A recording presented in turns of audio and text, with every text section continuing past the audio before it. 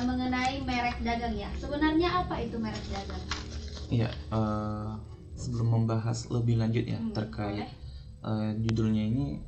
judulnya saja kan sudah agak sedikit menekankan betapa pentingnya terkait pendaftaran merek dagang para pelaku UMKM yang ada di Kota Parang Selimpuan ini.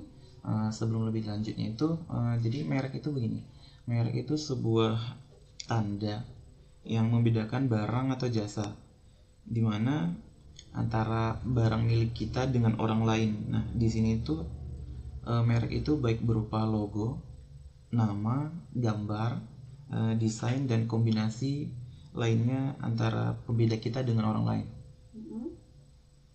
Jadi secara ringkasnya itu identitas ya? Iya.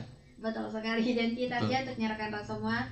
Kalau begitu merek tadi sudah dijelaskan ada berupa nama, logo, gambar, desain ataupun kombinasi dari semuanya.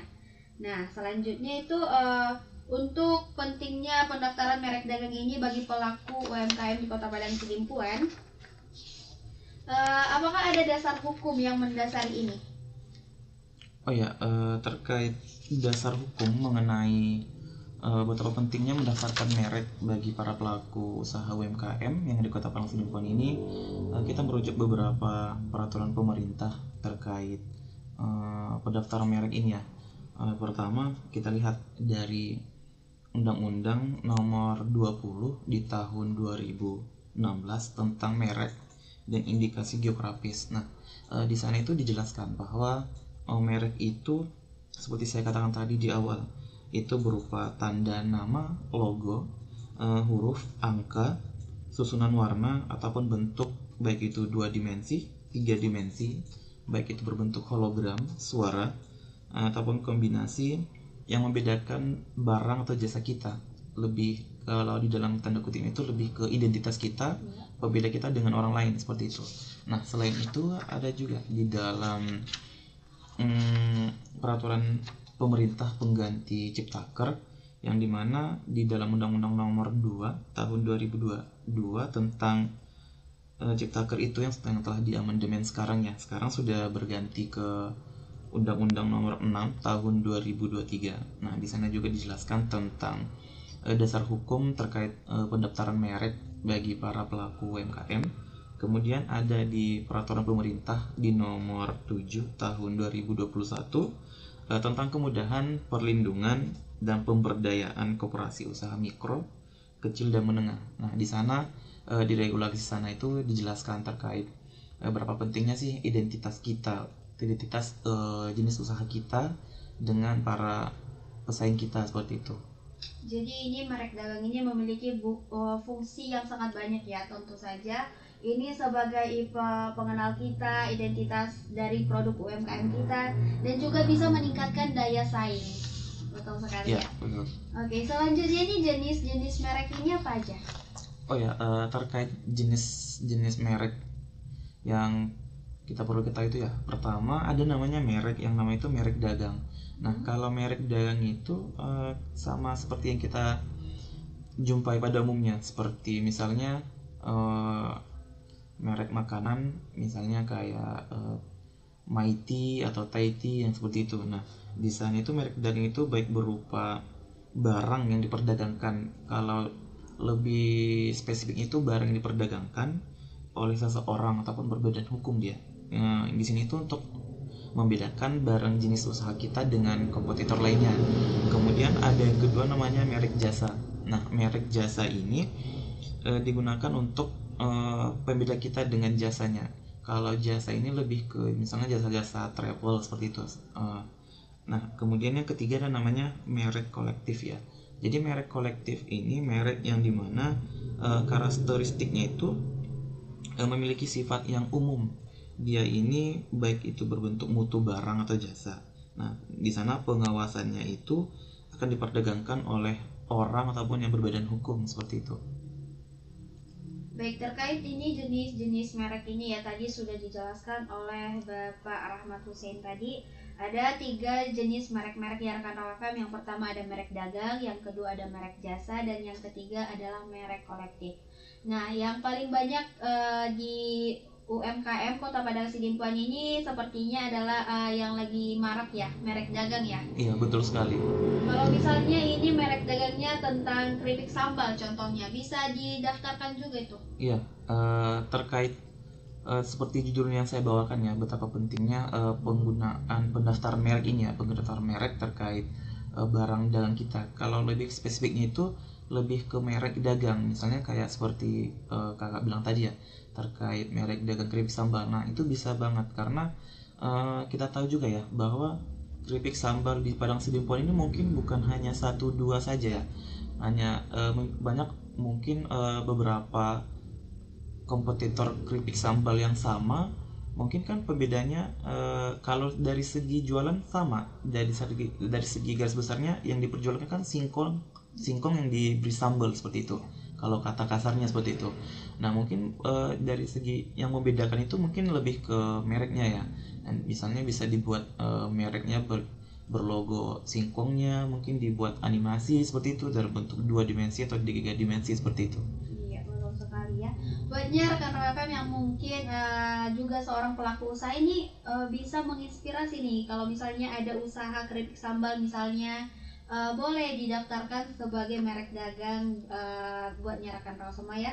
Jadi kalau begitu rekan-rekan ini sudah dijelaskan juga tadi beberapa contoh dari merek-merek ini ya. Kalau misalnya dipersingkat tentang pendaftaran ataupun manfaat pendaftaran merek ini bagaimana? Ya, untuk pendaftarannya itu sudah sangat jelas ya di peraturan terkait hak intelektual. Hak maksudnya itu lebih ke hak intelektual kekayaan kita sendiri, haknya itu seperti itu. Nah di sana itu dipermudah, baik itu bentuknya itu bagaimana aja. Nah untuk contoh merek yang lebih mudah yang kita jumpai itu mungkin lebih ke misalnya barang-barang kita mudah kita jumpai ya, seperti misalnya merek Aqua seperti itu, merek JNT, mungkin lebih mudahnya merek 105 Rock FM ya. Nah di sana kan ada mereknya kan ada huruf R, ada huruf A berbentuk elang atau singa itu ya, kemudian berbentuk U. Nah di sana nanti akan ada prosedurnya terkait pendaftaran itu bagaimana seperti itu. Oke, tadi sudah dijelaskan untuk contoh-contoh mereknya. Kalau misalnya merek dagang ya, sudah tergambarkan. Kalau misalnya kita beli air mineral ya, beli mereknya apa, yang disebut apa, berarti itu mereknya sudah sukses ya. Bisa gitu. Oke, udah mendekati pengertiannya, sudah mulai paham ya rekan-rekan.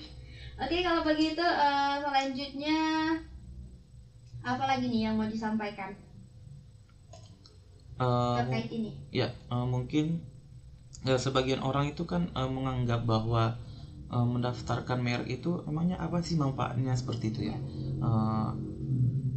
Secara garis besar mungkin kalau kaum awamnya mungkin beranggapan bahwa rezeki kita ya rezeki kita, rezeki dia seperti itu. Nah, namun di dalam teorinya bahwa ketika seseorang itu sudah mendaftarkan yang namanya merek, ada beberapa kemungkinan manfaat yang diperoleh oleh si pihak pebisnis tersebut. Pertama kita lihat dari segi identitas kekuatannya ya, dari segi identitas usahanya itu, dia itu semakin kuat. Jadi ketika merek itu hendak didaftarkan atau terdaftar di Badan Hak Kekayaan Intelektual seseorang, di situ akan membangun yang namanya citra bisnis. Nah, ketika mereknya itu sudah didaftarkan, maka seorang konsumen akan di dalam mindset mereka bahwa merek itu sudah terkenal. Misalnya kalau baru-baru ini kan di Samyang ada Richeese-nya. Nah, orang-orang kan mungkin sudah familiar ya. Oh, Richeese kan enak seperti itu. Yang di pikiran orang kan mungkin Richeese enaknya kejunya. Nah, itu fungsinya ya. Yang kedua, manfaat dari pemanfaatan merek, pendaftaran merek itu ya.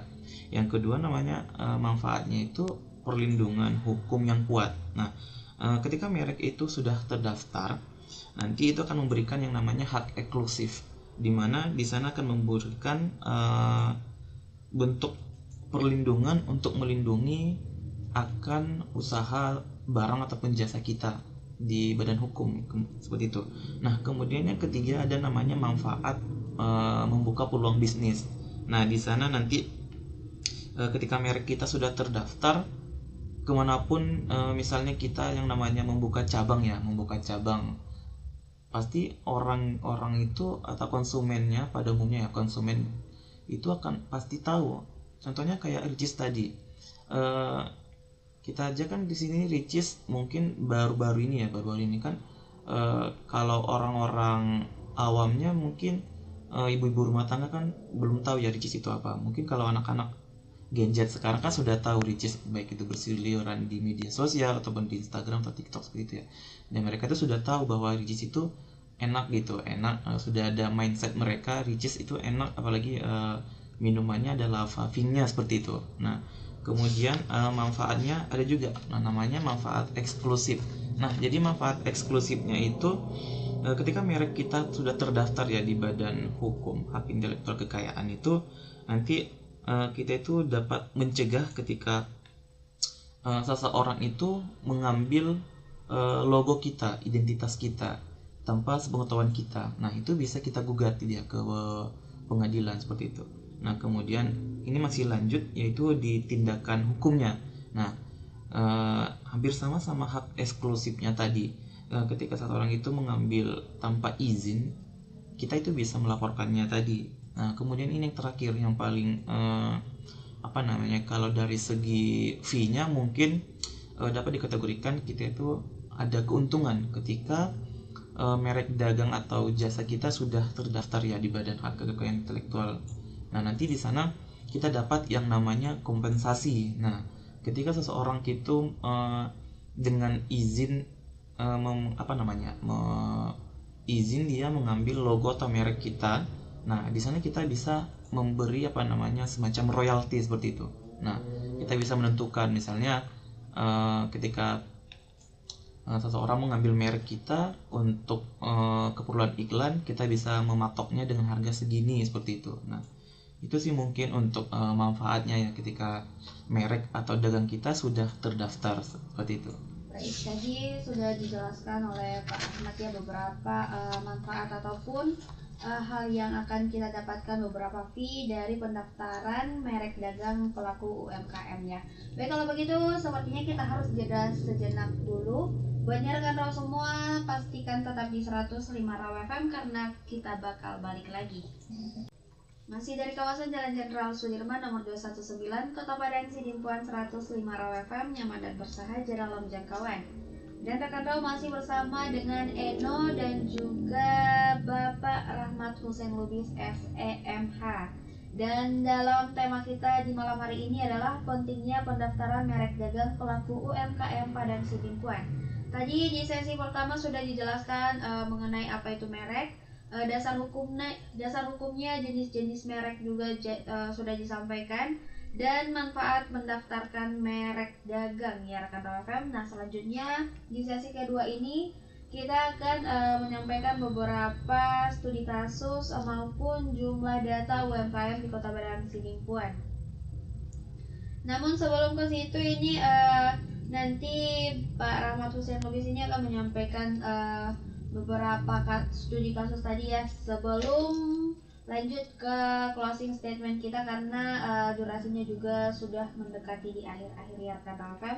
Baik, kalau begitu kepada Pak Rahmat Hussein dipersilahkan.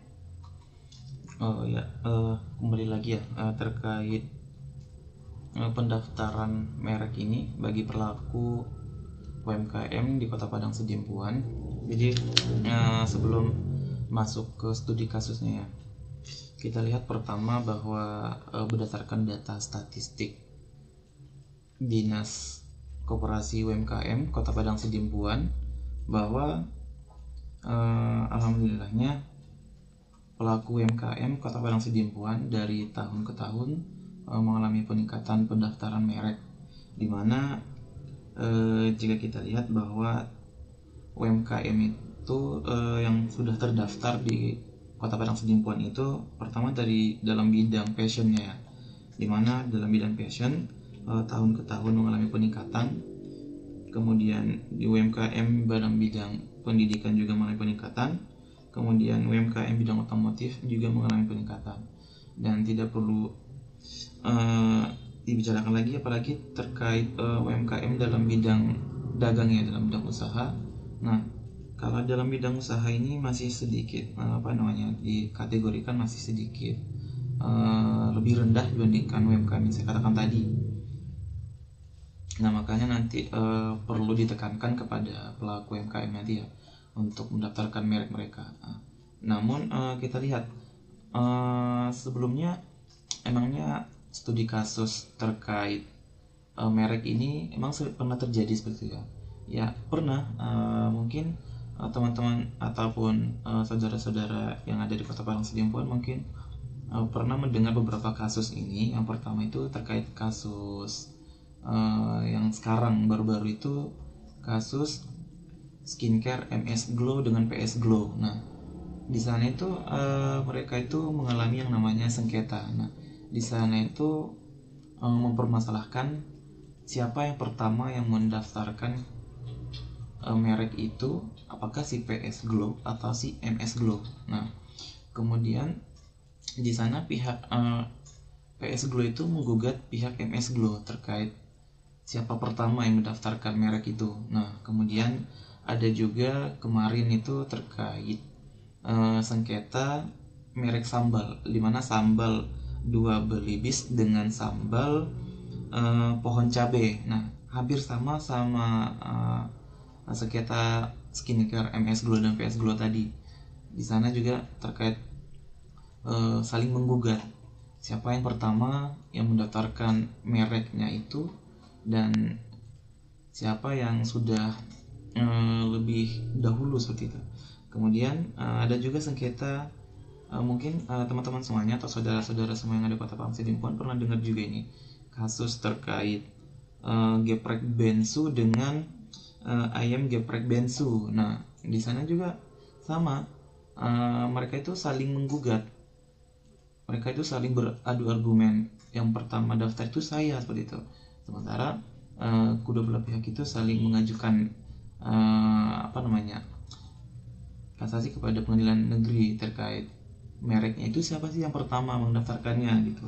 Nah, kemudian kalau untuk di ruang lingkup PT yang besar mungkin saudara-saudara juga pernah dengar itu terkait kasus sengketa merek, yaitu kopi kapal api dengan kapal api. Nah, di sana juga sama, di mana kopi kapal api itu beranggapan bahwa mereka yang pertama yang mendaftarkan mereknya daripada si kapal api.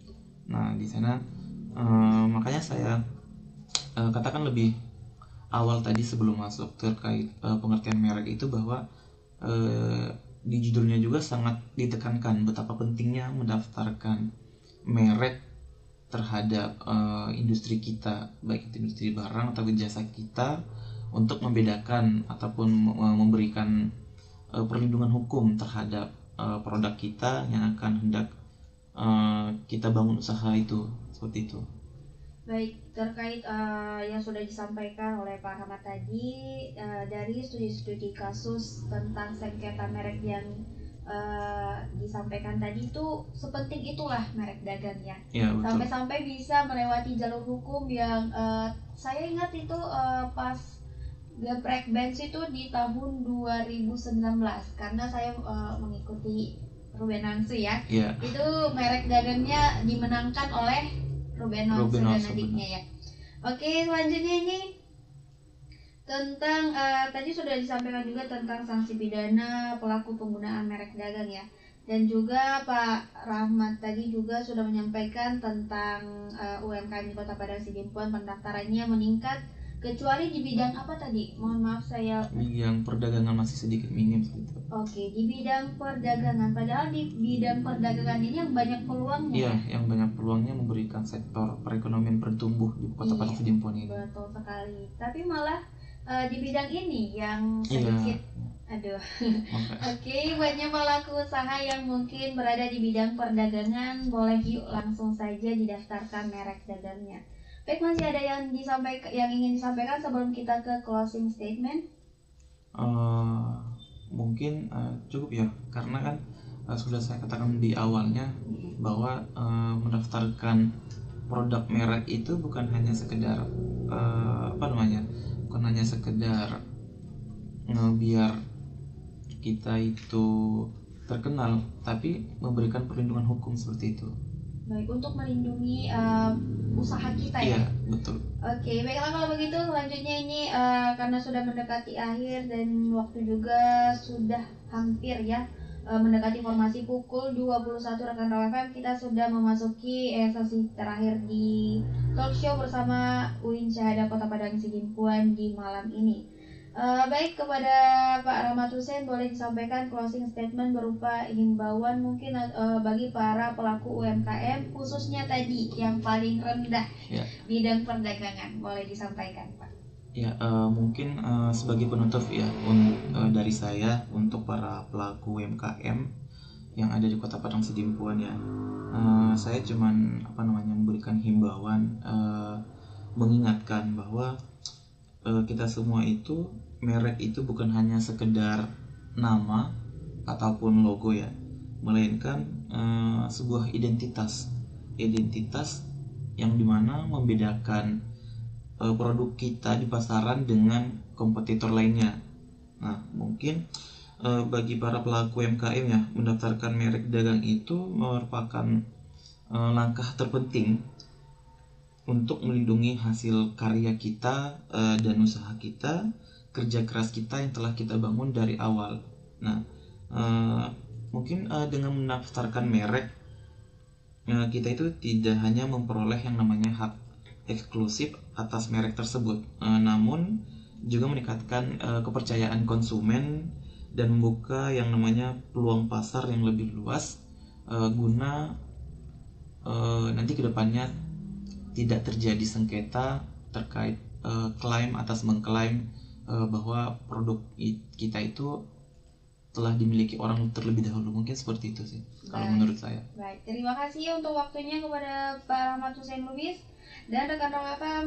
Sekian dulu untuk talk show bersama UIN Syahada Kota Padang Sidimpuan di malam ini terkait dengan tema kita, pentingnya pendaftaran merek dagang pelaku UMKM di Kota Padang Sidimpuan.